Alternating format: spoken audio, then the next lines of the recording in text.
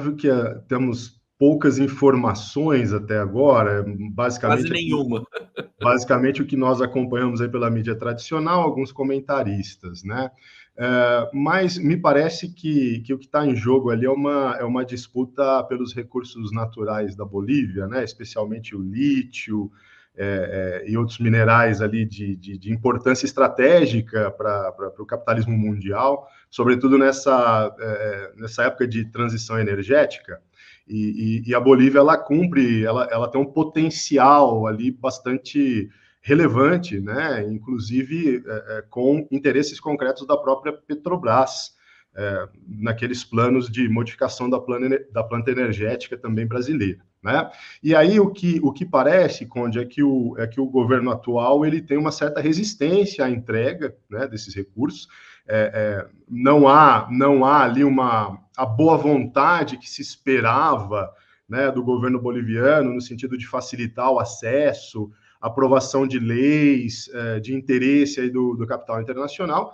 E, ao que tudo indica, esse general é uma espécie aí de representante desses interesses que, entrando na onda dessas tentativas de golpe, ou pelo menos dessas indicações de facilidade que tem acontecido, e aí, sem dúvida nenhuma, acho que o Brasil ele é um exemplo lamentável, né? A tentativa de golpe que houve aqui por ocasião da transição de governo.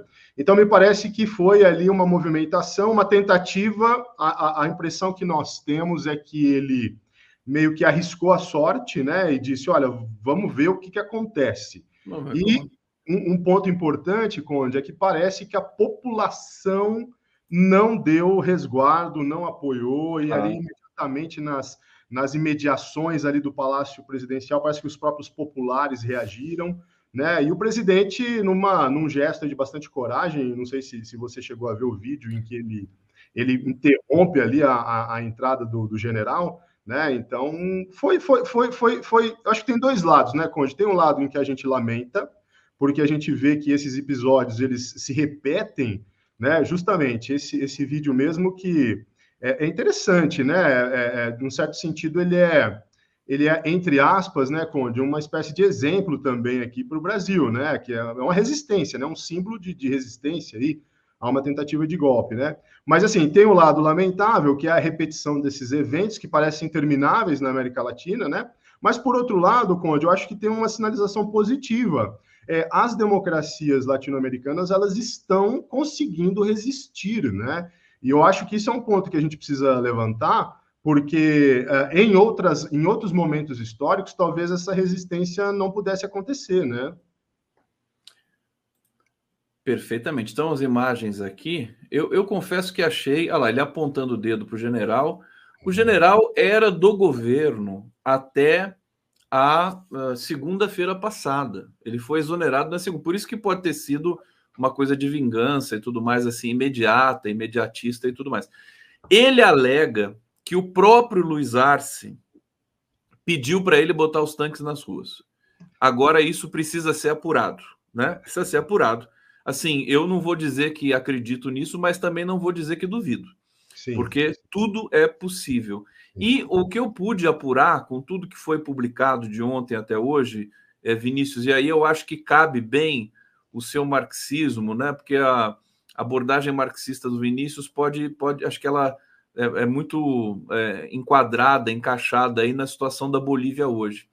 Porque o Luiz Arce é o presidente da Bolívia, ele rompeu relações com o Evo Morales, que é o ex-presidente, que o apadrinhou, e que quer ser presidente, quer ser candidato o ano que vem na Bolívia. E o Luiz Arce diz que é inconstitucional, assim como a própria Constituição boliviana.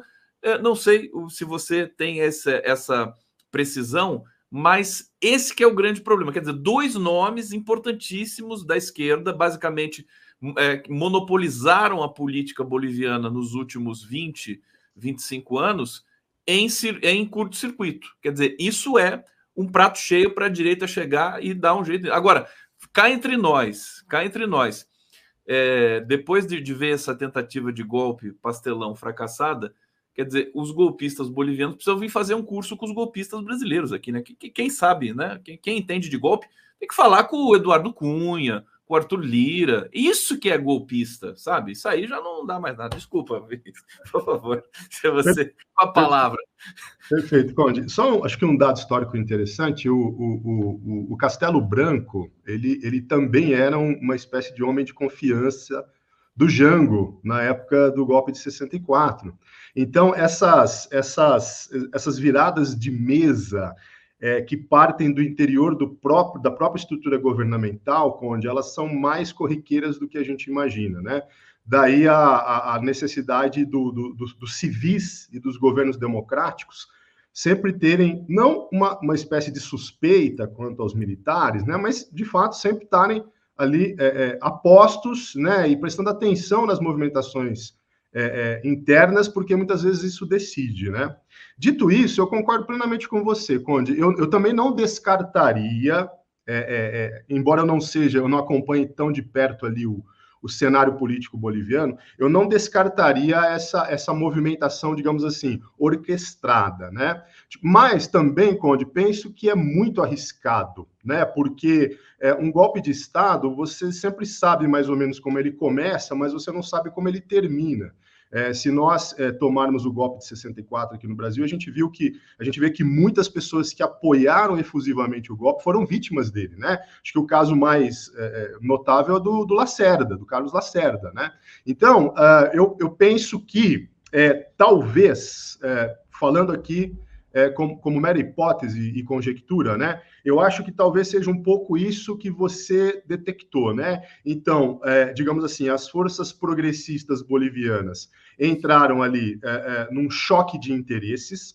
E aí eu tenho um grande respeito pelo Evo e por tudo que ele representa para a Bolívia, mas eu acho que ele tomou decisões que foram equivocadas, viu, Conde? Inclusive lá no passado, né, e que geraram uma certa instabilidade. Eu acho que nesse ponto ele poderia ter se mirado muito mais no presidente Lula e a maneira como o presidente Lula se comportou, né, e depois que acabou retornando ao poder, né? Aclamado. As pessoas acham, e o Lula diz isso, e nesse sentido o Lula é um exemplo para o mundo, assim, realmente, né? As pessoas não podem se achar insubstituíveis. Ninguém é insubstituível. O Evo Morales deve achar que é insubstituível.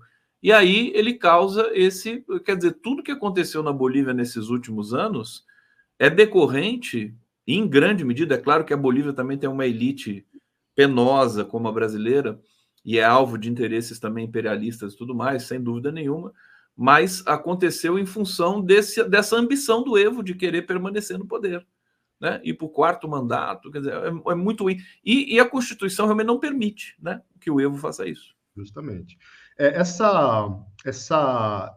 Eu acho que e aqui digo isso com todo o cuidado histórico, né, Conde, mas a esquerda latino-americana, ela ainda traz um pouco desse personalismo, né? Dessa espécie de caudilismo. Acho que não menos no Brasil, né? Cuidado que vão cancelar você. Eu sei. Por isso que eu estou falando, assim, com muita... Cuidado. Em tese, viu, gente? Em tese. Isso, assim, de modo geral, não estou falando, né? Mas, assim, eu acho que isso a gente precisa depurar ainda, viu, Conde? Porque, bem ou mal, existe uma direita articulada que usa isso como pretexto, né? Então, assim, eu já vi comentaristas dizendo, mas o Arce, ele tem a Suprema Corte nas mãos, então talvez o exército... Aí você veja, né? Então, assim, já se insinua uma espécie de legitimação para o golpe, né? Mas, de novo, sensível a todas as questões históricas, né, que envolvem aí a formação da América Latina. Então, assim, eu acho que é alguma coisa para a gente pensar, né? Perfeitamente. Vinícius Casalino aqui no nosso 11 News, pedindo para vocês as inscrições aqui no canal. Por favor, também, vocês podem fazer superchats aqui para colaborar com a nossa operação, tá, gente? Isso é muito importante para a gente. Eu não tenho mais vergonha de pedir esse tipo de coisa. Antes eu tinha. Eu falava assim, que coisa invasiva, né? Ficar pedindo superchat, tá coisa chata. Não, mas assim, eu peço pouco, mas acho que é só para a gente também situar aqui que o nosso trabalho, muito dignamente, depende de vocês. Não é mídia independente, é mídia dependente. dependente do público. Nós não temos aqui nenhum tipo de pistolão, né, que garanta a nossa sobrevivência. Bom, Cíntia Chain está dizendo aqui, esquerda dividida dá nisso, foi com Dilma, com a Argentina e vai ser novamente no Brasil. Pois é, porque a esquerda está dividida. Aliás, esse é um tema longo, né, Cíntia? Elô Aparecida Monteiro, Conde, você tem razão, coisa suspeita, estranha, né? Esse golpe aí, olha, vou te contar, é muito engraçado, inclusive.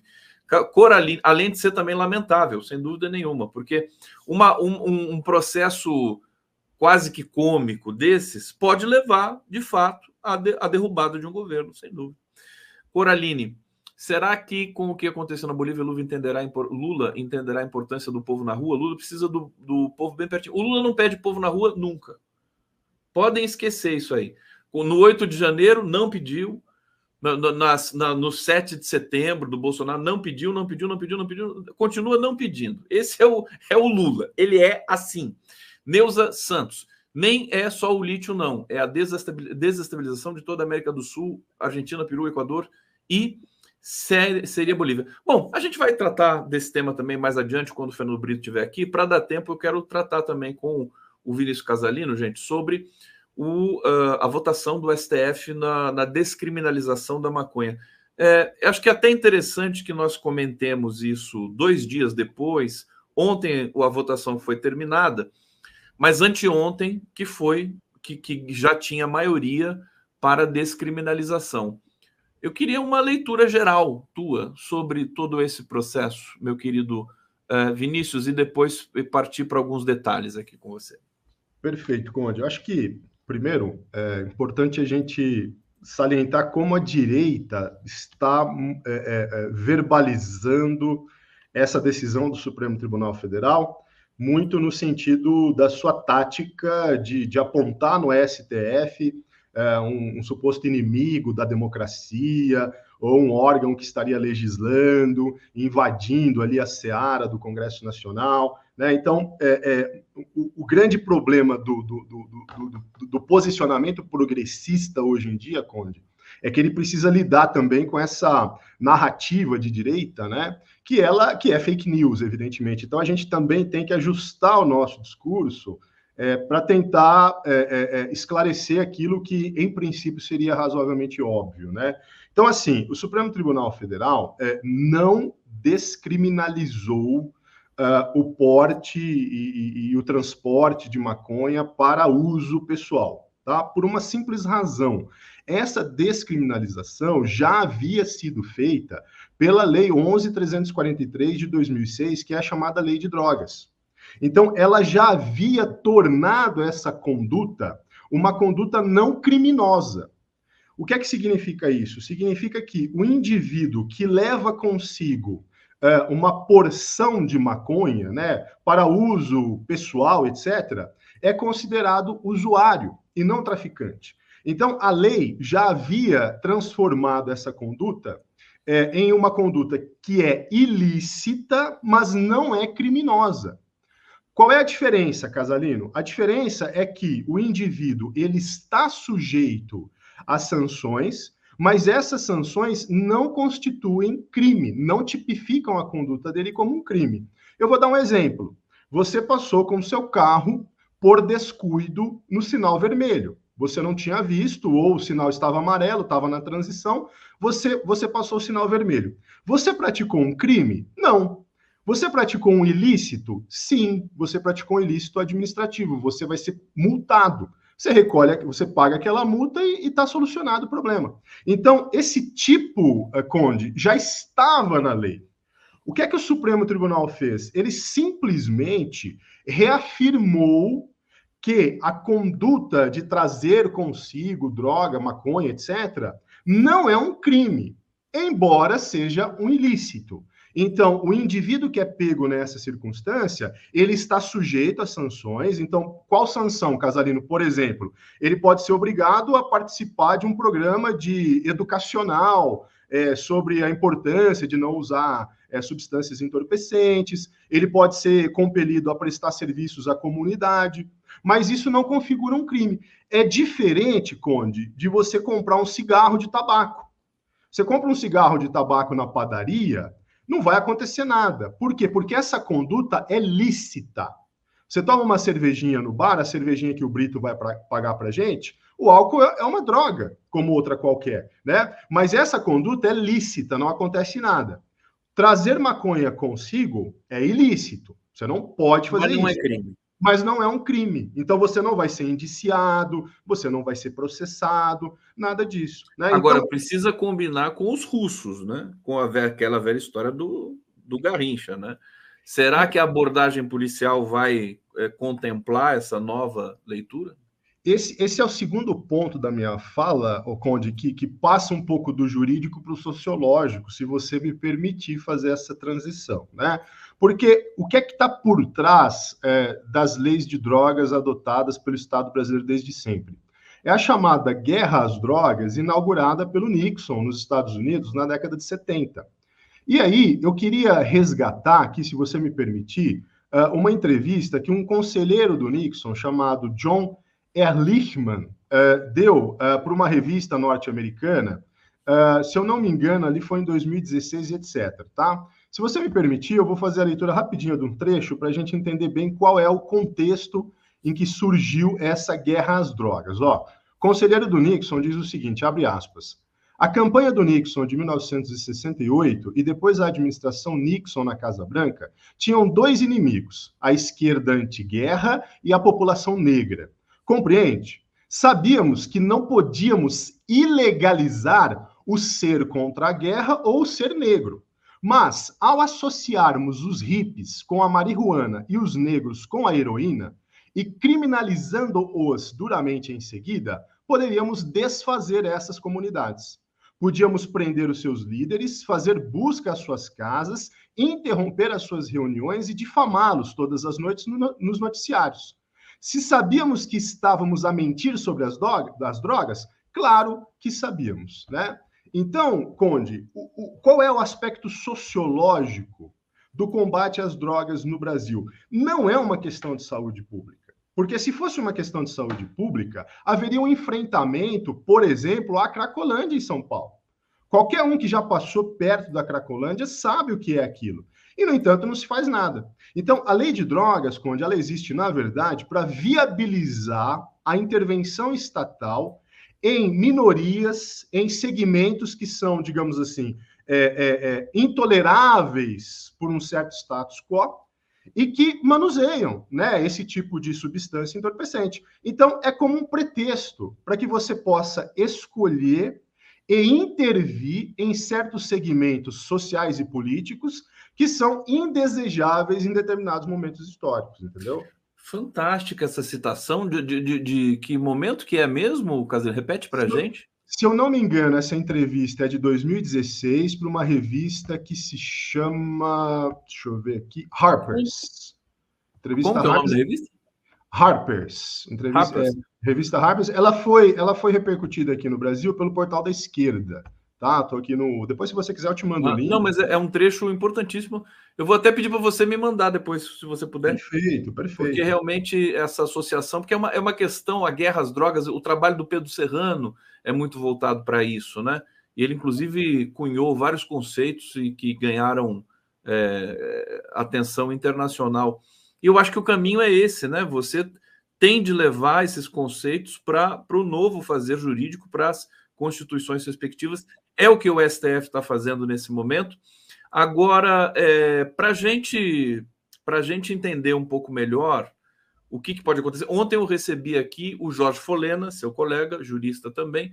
Ele me disse que a última palavra vai ser do STF, mas eu vou perguntar isso para você porque o Congresso, imediatamente após a aprovação, né, a maioria do STF, do Supremo, com relação à descriminalização da maconha, do porte, do uso, né, individual e pessoal, vai entrar com um projeto para reverter isso, né, para criminalizar de novo. O que pode acontecer se eles tiverem sucesso nisso?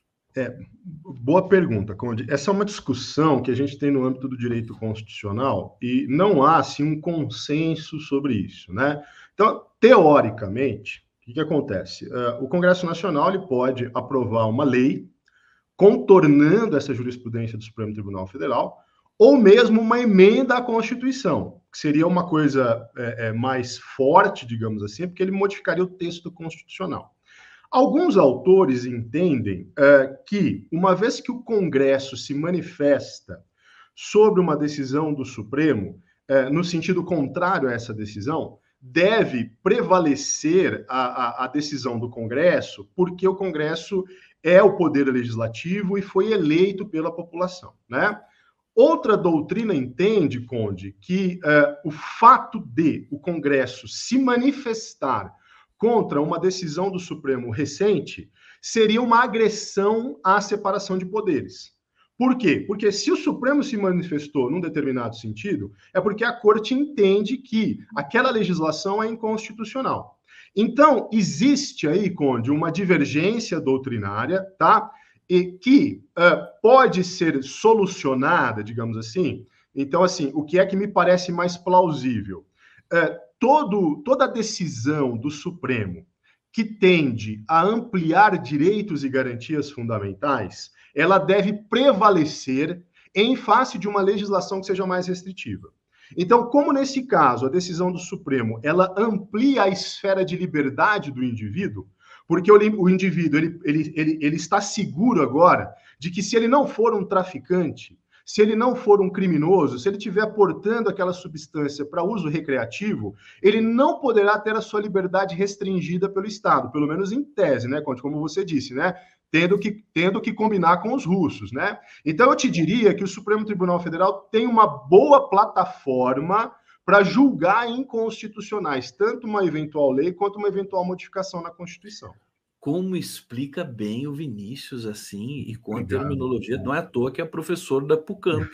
Como é que estão as coisas lá na PUC?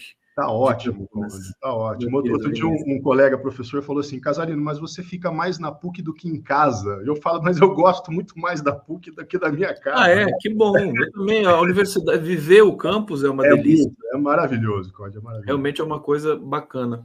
Olha, eu estou aqui pensando... deixa eu trazer só o comentário da Cíntia Chain aqui, que deu um beijinho para mim. Um beijo, Conde. O Fernando Brito, obrigado, viu, Cíntia? O Fernando Brito está aqui nos bastidores já. Ele está fazendo caras, expressões aqui. Eu não sei se ele quer falar alguma coisa. O problema é que se eu boto o Fernando Brito aqui, ele não sai mais. Ele vai ficar bravo comigo pelo que eu falei sobre o Evo, tenho certeza. É isso. Vamos dar uma colher de chá para o Brito, então? Fala, Brito. Eu não ouvi o que ele falou sobre o Evo, mas eu ouvi o que ele falou sobre tomar uma cervejinha, não ser contravenção penal, né?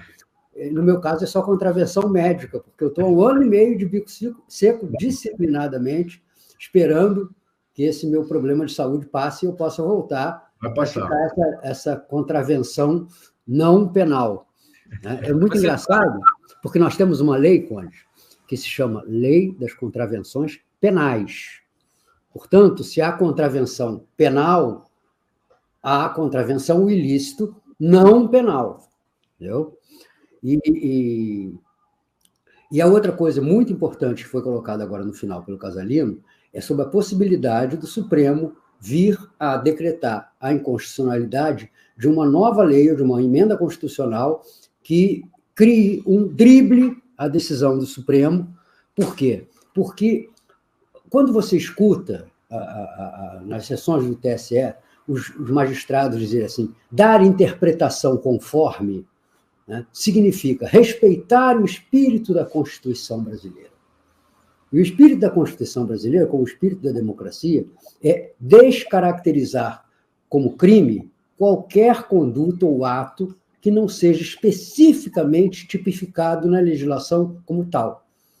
A legislação brasileira não define o uso, o porte pessoal da maconha ou da droga como algo passível de punição, exceto naqueles pequenos 3 incisos, né, que caracterizam a previsão do porte de drogas na lei. Então, o que o Supremo, na verdade, fez ontem foi eliminar a única questão que dava punição penal ao porte para uso pessoal de entorpecente. Não é de maconha, é de entorpecente. É de qualquer tipo de droga, como disse o Toffoli, né?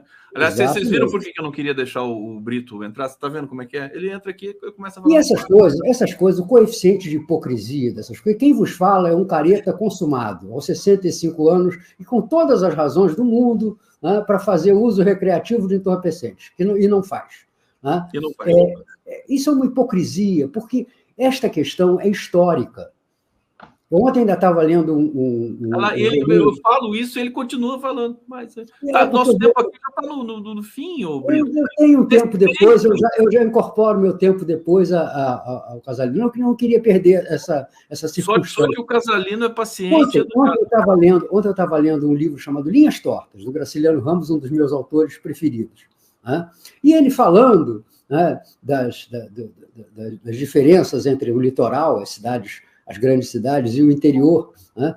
Ele dizia assim, o pessoal é tão atrasado que ainda fuma liamba. Liamba é maconha. Entendeu? Quer dizer, ainda é tão atrasado que... É coisa do passado, né? Maconha é coisa... Exatamente. E a cocaína era também consumida a rodo nos anos 20 e 30 nos Estados Unidos. Não é uma coisa moderna. Brito, agora, por favor, deixa eu só pedir... Só eu vou concluir o pensamento. Trata-se de eleger um inimigo. A legitimação da sociedade exploradora, da sociedade capitalista, vem da construção de inimigos internos, inimigos na própria sociedade.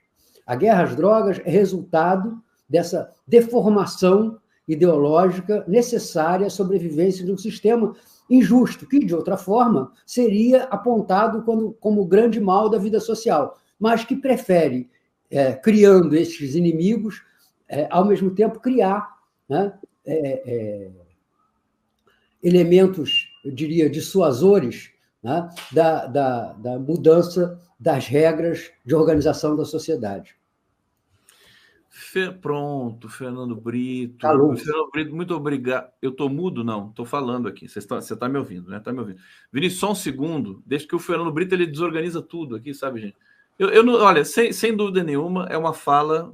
O Fernando Brito daria para um bom advogado, né, Vinícius? Você não acha? Olha, eu até achei que já fosse, pela fala dele. Você já deu para um bom advogado? Fernando Brito, você já deu para um bom advogado? Ainda não. Ainda não? Ainda não. Mas... há de chegar o dia. Mas eu tive a ilusão de que um dia o seria. Né? Eu comecei a fazer direito na UERJ, mas só fiz um semestre, né? Aqui no Rio de Janeiro. Maravilha. Adoro. Então, eu queria que o Vinícius, enfim, reagisse à fala do que ele trouxe muitas coisas aqui. Sim, eu acho que o que é importante, Conde, linkando com aquilo que você falou sobre combinar com os russos, né? A decisão do Supremo ela tem uma eficácia mais simbólica. Ela sinaliza para as autoridades policiais, judiciárias, etc., que se deve, de alguma maneira, conter a persecução penal, né, as investigações, as apreensões, etc., nesses casos. Porém, Conde, ontem se definiu a quantidade de droga, né, e particularmente de maconha, numa quantidade de 40 gramas. 40 gramas, 40 gramas. Então, o problema continua. Então, o policial, ele aborda um indivíduo negro e um indivíduo branco, né? Cabe a ele, Conde, naquela averiguação, interpretar se 39 gramas do indivíduo negro é 40 ou 41, e aqueles 42 gramas do indivíduo branco, na verdade, são 39. A menos que se instale uma balança de precisão em cada camburão do país. Cada camburão. Justamente, entendeu? Então, Conde, digamos assim, sob o ponto de vista prático,